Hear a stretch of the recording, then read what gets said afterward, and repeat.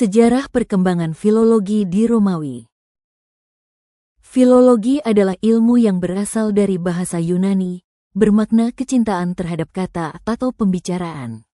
Secara istilah, filologi merupakan kajian terhadap teks atau naskah kuno untuk menemukan bentuk aslinya dengan meneliti bahasa, isi, dan maknanya.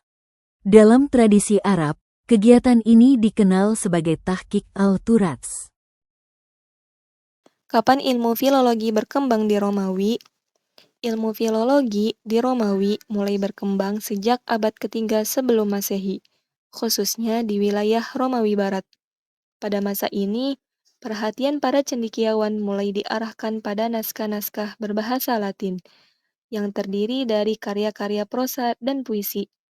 Tokoh-tokoh penting seperti Cicero dan Varro menjadi pusat perhatian dalam kajian filologi.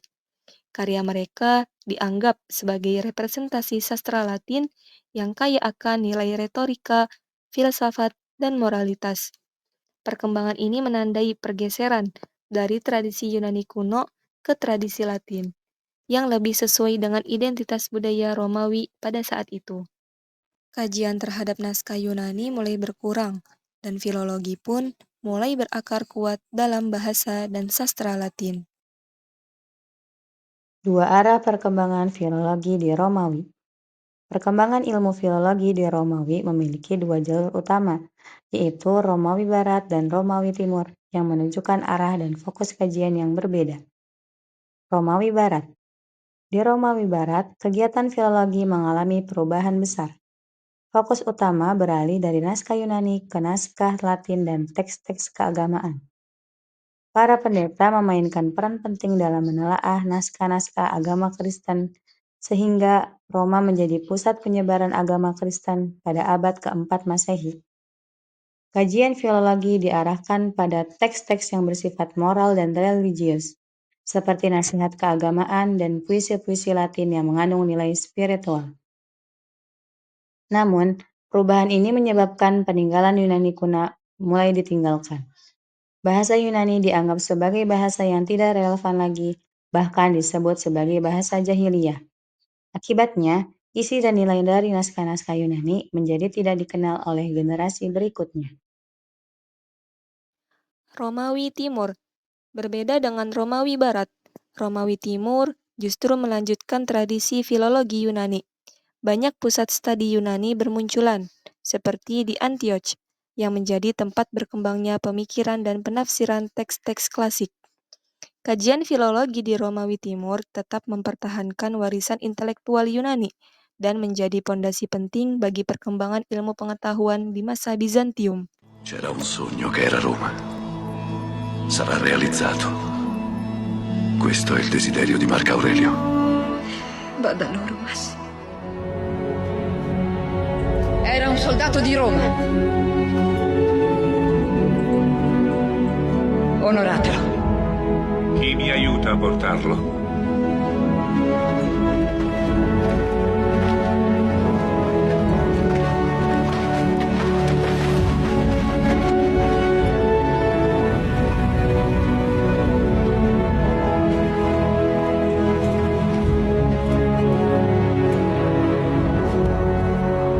Aksara dan bahasa yang digunakan. Dalam kegiatan filologi di Romawi, terdapat beberapa aksara dan bahasa yang digunakan, tergantung pada wilayah dan periode sejarahnya.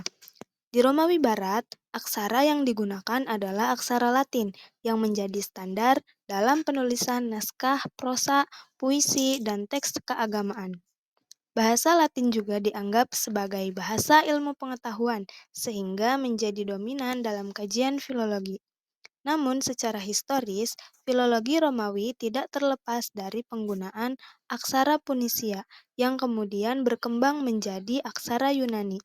Bahasa Yunani yang digunakan secara luas dalam kajian filologi awal, terutama untuk menelaah naskah-naskah kuno dari abad ke-8 sebelum Masehi.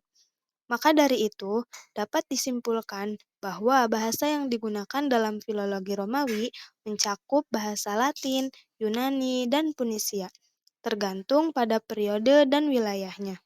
Penggunaan aksara dan bahasa ini menunjukkan bagaimana Romawi mengadopsi dan mengembangkan tradisi literasi dari peradaban sebelumnya, lalu menyesuaikannya dengan kebutuhan budaya dan politik mereka.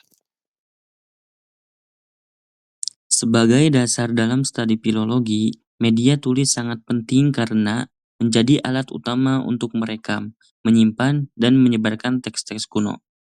Di masa Romawi kuno, ada beberapa jenis media tulis yang digunakan.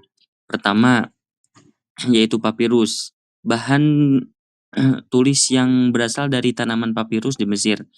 Papirus biasanya berbentuk gulungan dan digunakan untuk menulis karya sastra. Lalu, pada abad ke-2 Masehi, penggunaan perkamen mulai meningkat. Perkamen terbuat dari kulit hewan, lebih kuat dan tahan lama dibandingkan papirus.